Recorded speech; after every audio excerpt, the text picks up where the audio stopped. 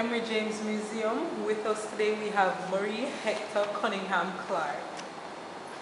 Welcome. Hi, thank you. Okay, today we're going to be having a series on your life after school fun segments. We're going to have a little bit of everything. Okay, so we're starting with life at St. Andrew. Right, well, I came to St. Andrew when I was about 9 years old. In those days, you could pay to come to school, and then later on came the 11 plus or the GSAT, and then you took the exam. So I came when I was about 9, and it was a bit difficult because, you know, most of the girls in the class had been to the prep school. So I hadn't been to the prep school, so I came in. Everybody knew each other from before. Yes, lots of people in the class knew each other from before. So I was a day girl sort of coming in. Was that hard for you? Well, it was. It was in a sense, but you adapted after time. You got 1 or 2 friends.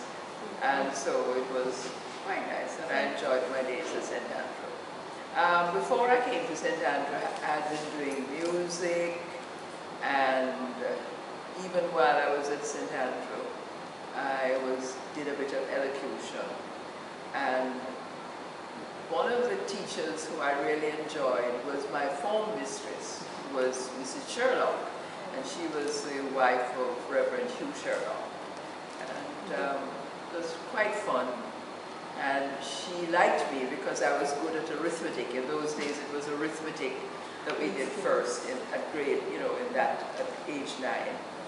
So, and I was quite good at arithmetic because my mother was a school teacher, and she had kind of primed me with extra lessons. You were smarter than the rest? Not really, not really. I was just good at arithmetic and English. And so Mrs. Sherlock quite liked me.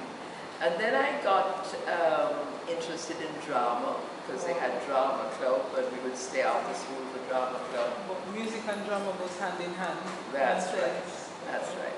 So I also used to play for prayers because I had started music quite early, so I was reasonably advanced in music that I could play for prayers. So I did that right up all my way through high school. School was very enjoyable. I loved playing hockey, although I wasn't particularly good at it. I hated tennis. You're quite involved in teams. Oh yes, because all St. Andrew girls have to get involved in things. So I tried tennis. My parents bought a tennis racket and everything, which was very expensive in those days. But I hated tennis because we were out in the boiling sun in the afternoons trying to learn how to swing this horrible racket. So I soon gave that up and decided that hockey on the field was much more fun, and running around and hitting this ball, and it was much more fun. What was the most memorable moment at St. Andrew other than music and the rest? I think the friendships that I had with girls in the school, because I had friends who were boarders. Back when St. Andrew was a boarding school? Yes, in those days it was a boarding school. There were only about 400 students in the school in total, and maybe about 100 of them maximum were boarders. No, it's over 1,000. Absolutely, no, the school is 1,500, I think. No. Yes, so it's a big difference. But so you got to know girls even in different forms, because you would see them under the mango tree at break time, and we would sit and chat and gossip, or after school, you know, if you're a member of this club or that club. So, and of course, house was a big thing. I was darling house, and still a darling girl? I'm a darling girl, yes. And so we had all these competitions. We had garter competition from those days. Oh, garter couple from then? Yes, but in those days it was different things. We had needlework, we had home ec, so you could bake cakes, yes. And we had all sorts of different things. So you had girls making beautiful cakes and doing crochet and really develop the skills. That's right. So because remember, they were preparing us to be ladies and wives, but the education was so good, and we were doing all the exams, the University of Oxford and Cambridge exams, because in those days they didn't have CXC. Really? So we had to take exams externally, and that was done when we were in fifth form. We took what we call the equivalent to O-level, which would be, it was called Senior Cambridge in those days. And then the equivalent to Cape was called High School Certificate. That was coming out of England, and you had certain specific, you had to take 8 subjects, you had to pass 8 subjects at Senior Cambridge. If you failed one, you failed the whole exam. So there were some girls who had to repeat because they had failed and got less, didn't pass 8 subjects. And it was like, that's the worst thing in the world that could happen to you. So how this prepare you for career life? Well, it was interesting because the only subject that I really did badly in at Senior Cambridge was history. I really hated history. In those days we had English history.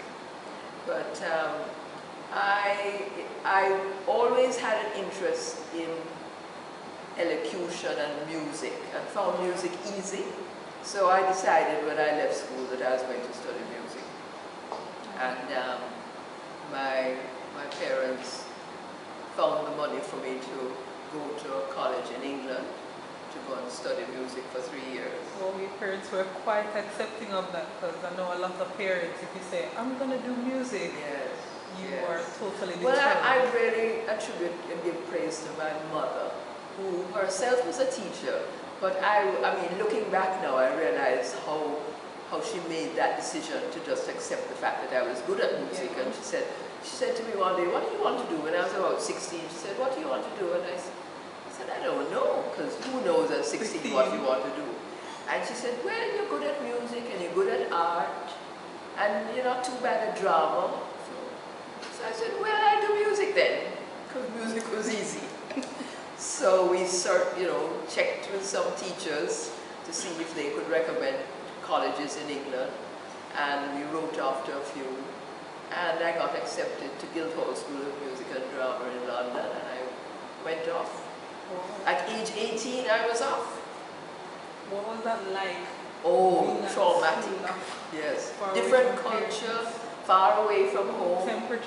Temperature, cold. Yes, well, you're not too bad, because once you buy your coat and you have your gloves and your scarf and your hat and whatever, then you don't need to worry about the cold. I know a lot of Jamaicans, when they leave our temperature, they move on, they behave like it's this big deal. Oh my God, I'm freezing all the time. Yes, well, you are freezing all the time if you're not properly clothed, So I mean, a lot of people, when they went to England first, they actually went with their summer clothes, so that makes a big difference. Yes, so that was me. End of school. I'm now into college. Oh, that was great. Now we're heading into part 2.